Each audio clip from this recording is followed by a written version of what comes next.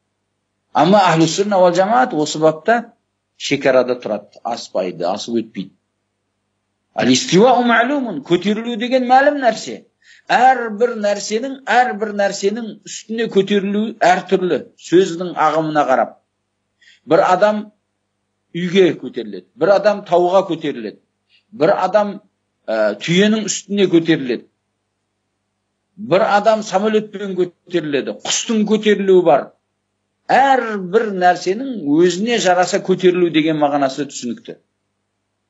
Айырмасы бар бір көтерілу мен бір көтерілу. Су аспанға бу болып көтеріледі. Түсу де тура солай. Құстың түсуі бар, адамның түсуі бар, тастың түсуі бар, жаңбырдың түсуі бар. Осыған ұқсаған түсудің да өзіне жараса, әрбір нәрсенің өзіне жараса түсу бабындағы түсінігі бар. Жағдайлары әртүрлі болуы мүмкін, бірақ мағынасы түсінікті. Ал-истиуа ма'лум. Аллах субханаху ва таала арштың үстіне көтерілді деді ма? Көтерілу ол мәлім нәрсе. Бізге мәлім емес нәрсе ал-кайфу мәжһул. Қандай екені? Енді, ей сұраушы, сенен талап етілетін бір талап бар. Ол не? Вал-иману бихи ваджиб. Сол ал-истиуа ма'лум дегендегі мәлім нәрсеге иман келтіруің саған ваджиб болады. Осы нәрсе ваджиб. Мәлім нәрсе бар ма? Сен білген нәрсең бар ма? Білуің мүмкін болған нәрсе бар ғой. Сөздің ағымынан Аллах берген түсінікпенен түсінетін нәрсең бар, алхамдулилlah. Соған иман келтіруің ваджиб. Вал-кайфу анху ва-суалу ан ал-кайфи, яғни бид'a. Ана түсінбеген нәрсең бар ғой, білу мүмкін емес болған нәрсе. Ол не? Жағдайы қалай екені.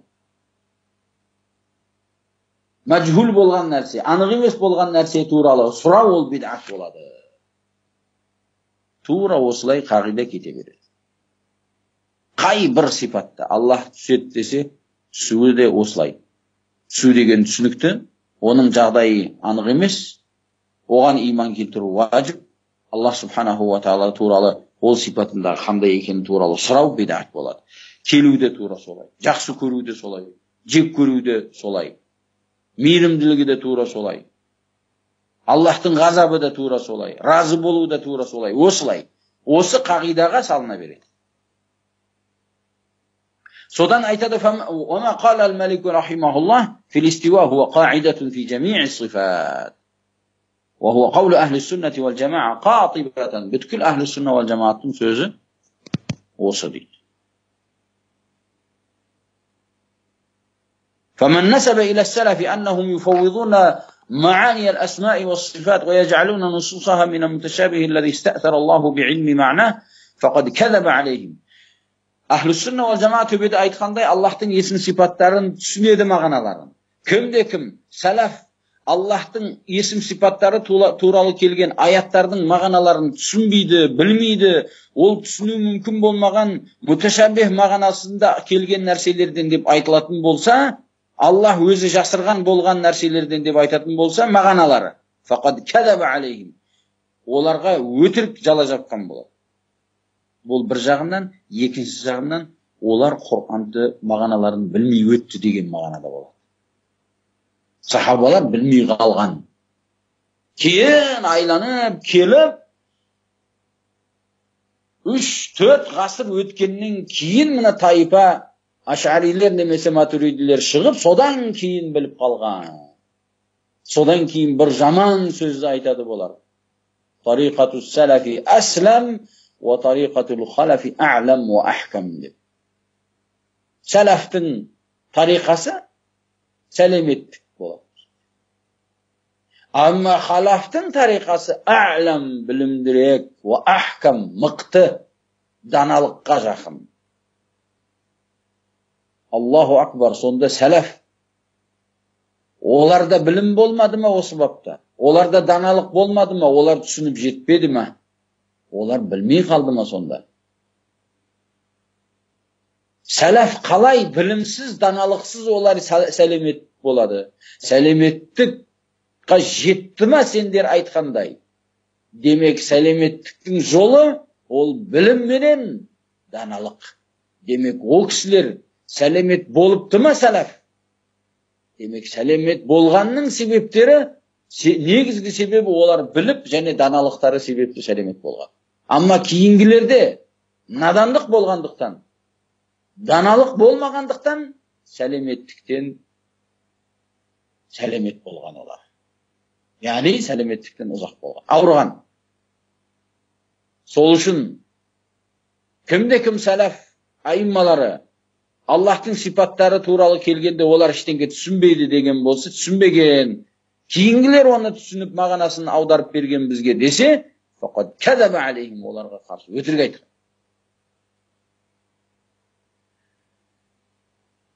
Сәлисән, үшінші негіз, бұл көбінесе әхлі сүнна вал жамааттың басына жала жабылған мәселелердің бірі.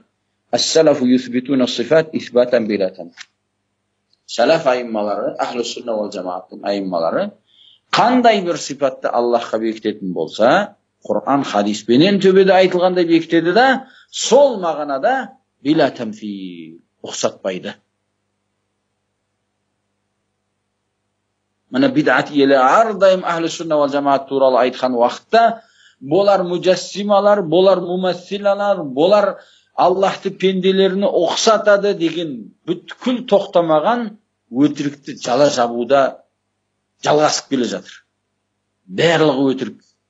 Әхлі сүнна вал жамааттың асасынан, усулынан, негізінен болып есептеледі. Аллахтың сипаттары айтылған уақытында ұқсату арам бол, мүмкін емес болған нәрсе. Сөзбен емес, бәлкім қиялмен де мүмкін емес болған нәрсе. Ол шешіліп қойылған, мүлдем оған жақындауға болмайтын қызыл сызықтың шегімен тоқтатылу керек болған нәрсе. فَلَا يُمَثِّلُونَهَا بِصِفَاتِ الْمَخْلُوقِينَ.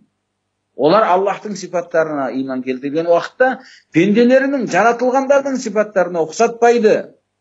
Себебі لِأَنَّ اللَّهَ لَيْسَ كَمِثْلِهِ شَيْءٍ. Аллахтың ұқсасы, серігі, теңі жоқ. Кімде-кім Аллахтың сипаттарын ұқсатса, оның жағдайы мынандай деген сөзге барған болады. Бұл қате.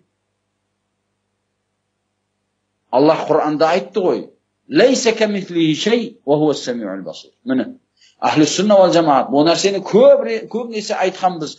Бұл нәрсе әрбір Құран хадистен көп нәрсені білмеген адам болса да, қарапайым суретті түсініп алып, негізделіп алу керек болған нәрсе. Көп реттен қайталағанбыз оны.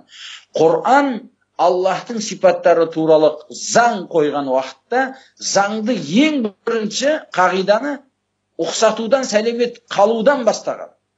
Сипатты бекітумен бастаған жоқ. Ұқсатудан, сәлемет болудан бастаған. Ләйсә кәмислихи шәй. Аллахтың ұқсасы жоқ, өзі де, оның есімдері де, оның сипаттарында да, оның істеген істерінде де, еш бір нәрседе пенде Аллах пендесіне ұқсамайды. Оның ұқсасы жоқ. Ләйсә кәмислихи шәй. Сен жүрегіңді Аллах пенделеріне ұқсайды деген нәрседен тазаладың. Жоқ, ұқсамайды. Аллах пенделеріне мүлдем ұқсамайды. Есімдерінде де, сипаттарында да, оның істерінде де ұқсау деген нәрсе мүмкін емес деген шешім жүректе иман орнасты. Жүрегің бол ұқсату деген бидаттан сәлемет болды ма? Енді وَهُوَ السَّمِيعُ الْبَصِيرُ. Аллах естуші, көруші деген сенімді кіргіз жүрегің. Міне осында сәлемет. Аллах оның ұқсасы жоқ, бірақ соменен бірге ол естуші және көруші. Неге естуші, көруші деді? Себебі жалпы жаратылыста есту, көру деген нәрселер, сипаттар көп. Қай бір жаратылысқа қарайтын болсаң, олар араларында ең көп серік болған сипат осылай. Себебі басқа сипаттарға қарайтын болсаң, өзге басқаша болуы мүмкін. Бірақ есту, көру бабында ұқсау көп жаратылыстардың арасында. Қай бір жаратылысты көретін болсаң, әдетте, Аллаху алам, Оларда көру деген, есту деген нәрсе бар. Яғни Аллах субханаху ва тағаланы пенделеріне ұқсамайды деген сенімді қабылдап, жүрегіңе бекітіп жайғастырғаннан кейін, біл, оның ұқсасы жоқ. Көру, есту сипаты болуыменен, есімі сипаты болуыменен. Көруші, естуші және сол көру, есту сипаты бар онда. Сол есім сипаттарда пенделер де естуші және көруші, оларда есту және көру сипаты бар, бірақ олар осы сипатқа ие болғанымен бірге пендесіне Аллах ұқсамайды. Қалай түсінсек болады және артығырақ десе, Аллах өзі пенделеріне ұқсамайды ғой, тура сол сияқты оның сипаттары да ұқсамайды. Аллах өзі пенделеріне ұқсамайды, оның ұқсасы жоқ, өзінің. Оның сипаттарында ұқсасы жоқ.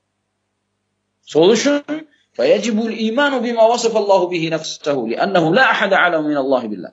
Сол үшін, Аллах субханаху ва тағала пенделеріне қалай иман келтіруге бұйырған болса, немесе өзінің қалай сипаттаған болса, оны солай иман келтіру керек болады. Себебі, Аллах туралы өзінен көре білушірек басқа бір ешкім жоқ. Әнтум аламу амиллах, Аллах туралы келгенде сендер білушісіңдер ме, жоқ Аллах біле ме деп. Ол сұрап жатқан жоқ. Оның жауабы анық, білесіңдер ғой. Аллах субханаху ва тағала өзі білуші. Өзі туралы да Аллах туралы Аллахтан басқа ешкім білушірек емес.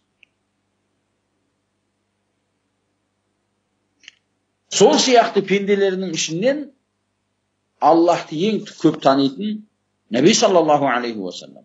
Наби саллаллаху алейхи ва саллам хадисінде хабар берген нәрселердің барлығы Аллах жағынан болған вахи. Ва ма янтиқу анил хава ин хуа илля вахи. Аллах, Наби пайғамбар алейхиссалату вассалам өз жағынан алып айтқан сөз емес, мына Құран, хадис. Ол Раббісінен болатын вахиді жеткізеді. Кім деп жатыр? Фаман тақаддама байна ядай Аллахи ва расулихи ва таджарра ала Аллах. Кім Аллах және пайғамбарынан бұрын сөйлеп,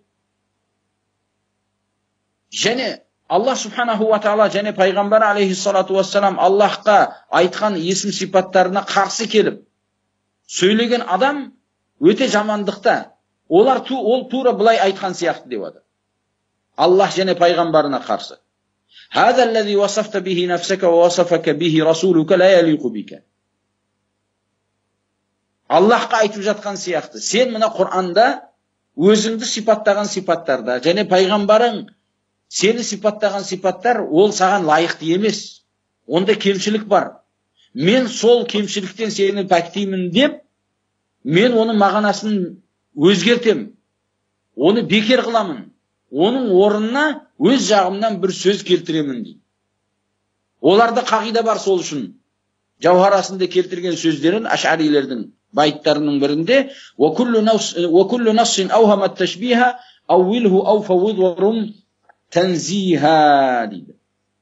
Әрбір дәлел Құр'ан хадистен Аллахты пенделеріне ұқсату деген теріс мағынаға дәлелет қылған дәлел болатын болса, оны тәуил қыл, мағынасын өзгерт.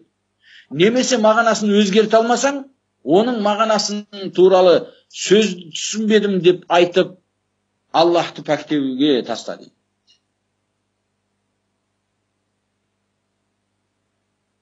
Мен осы бапта деп айтқан сияқты бол, Аш'ари, немесе Матуриди айтқан сияқты. Мен сенің есім сипаттарыңда, ол есім сипаттарды бекітуде, сенің қандай есімдерің, қандай сипаттарың бар екенін білуде, сенің кітабыңа да қайтпаймын, пайғамбарыңның сүннетіне де қайтпаймын. Себебі, онда теріс мағына түсініліп қалу мүмкін болған сөздер бар, қандай ауыр сөздер болады. Олар олай деп айтпайды, бірақ Құр'ан хадистің мағыналарынан қашып, өздерінше Аллахтың сипаттарын мынау болады, мынау болмайды деп айтып жатқан адамдардың нәтижелі сөздерін айтып жатыр. Мен Аллах және пайғамбардың сөзіне қайтпаймын, сенің сөзіңе немесе пайғамбарының сөзіне қайтпаймын. Себебі Аллах және пайғамбардың сөзіне теріс мағынаға бағыттайтын сөз бар. Адастыруға себеп болатын сөздер бар. Юхимут ташбих. Пенделерді Аллахты пендесіне ұқсатып қоятын дәлелдер бар. Аллаху акбар. Мен осы бәлелерден сақтану үшін мүтәкәллимдер, жахмиттер, ашарилер, матуридилер, муътазилалар солардың қойған қағидаларына қайтамын. Деген сияқты. Айтады шейх айтады: "Фахал якуну я ибадаллах, хаза муъминан биллахи ва китабихи ва суннати расулih." Осындай нәтижеге жететін адам Аллахқа және кітабына және пайғамбары саллаллаху алейхи вассаламға иман келтірген адамның ісі осылай бола ма? Осы Аллахты ұлықтап жатқан адамның ісі ме? Субханака хаза бухтан азим. Аллах Раббым, сені осындай кемшіліктерден пәктеймін, және бұл Аллахқа қарсы жала жабылған сөз бол. Қалай Аллахтың айтқан, өзі туралы айтқан хабарда және пайғамбар алейхиссалату вассалам сүндетінде, хадисінде айтқан Аллах туралы айтылған хабарда иман келтіру, турадан тура иман келтіру мүмкін емес болған сөздер айтылса.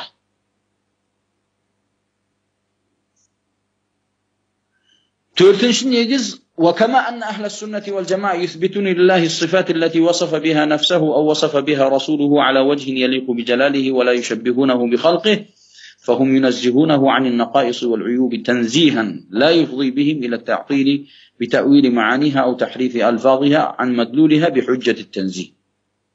فمذهبهم في ذلك وسط بين طرفي التشبيه والتعطيل.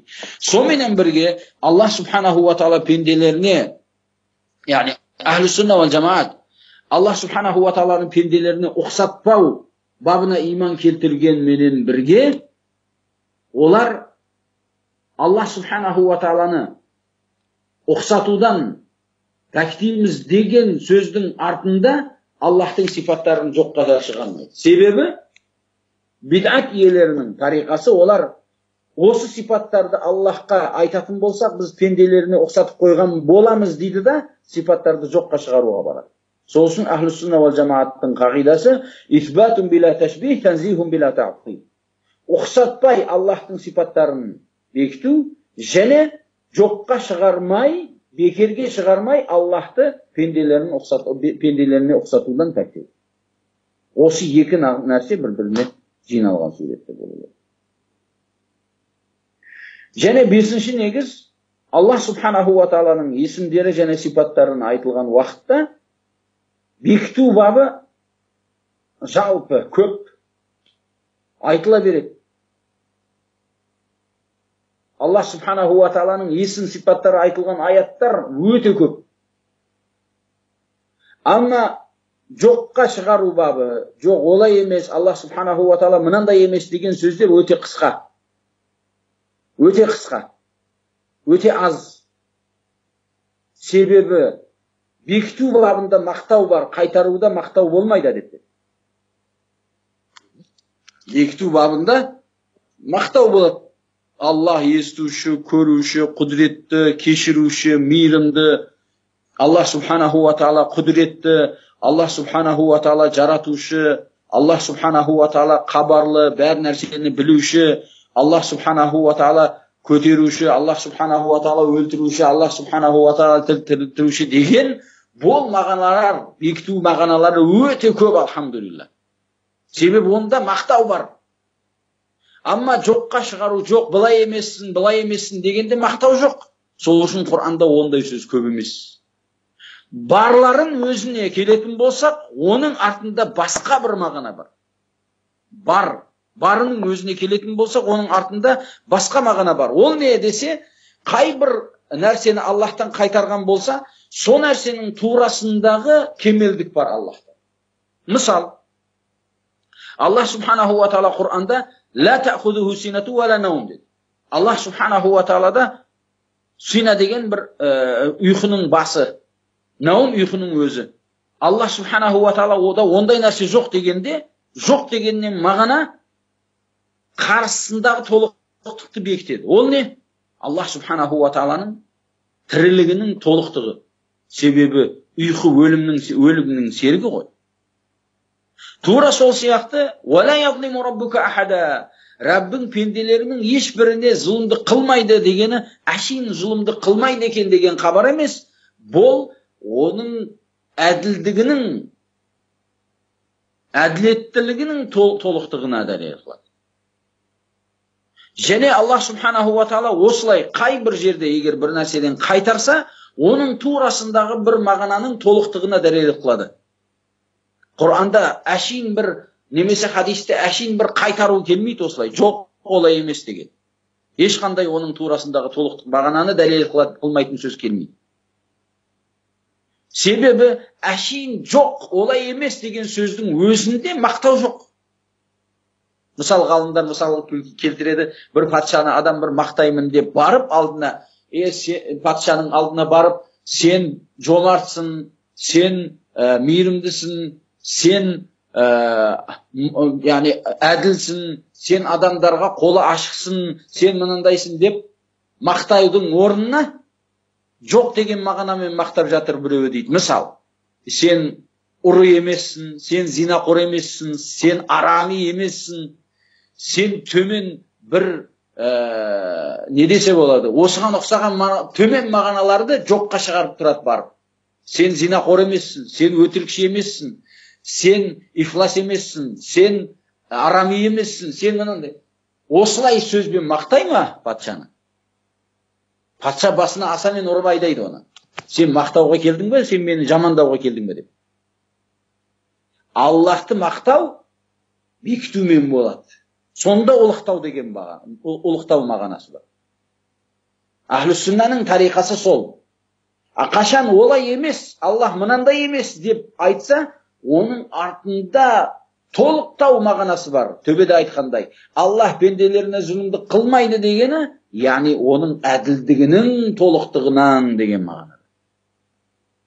Аллахты ұйықтау деген нәрсе жоқ десе, оның тірілігінің толықтығы деген мағынада. Осылай. Демек, Ахлүс-сүнна уал жамааттың Аллах субханаху ва тааланың есім сипаттарында айтылатын осындай бір кейбір негіздер бар. Оны осы жерде муаллиф рахимахулла айтқан екен, соны кішігірім оқып өтуге әрекет қылдық. Одан кейінгі сабақта бидат иелерінің және оларға еркесуші болған, еруші болған шәкірттерінің ұстанған жолы туралы сөз кетеді. Иншалла оны кейінгі сабақта оқып үйренеміз. Аллаху алам.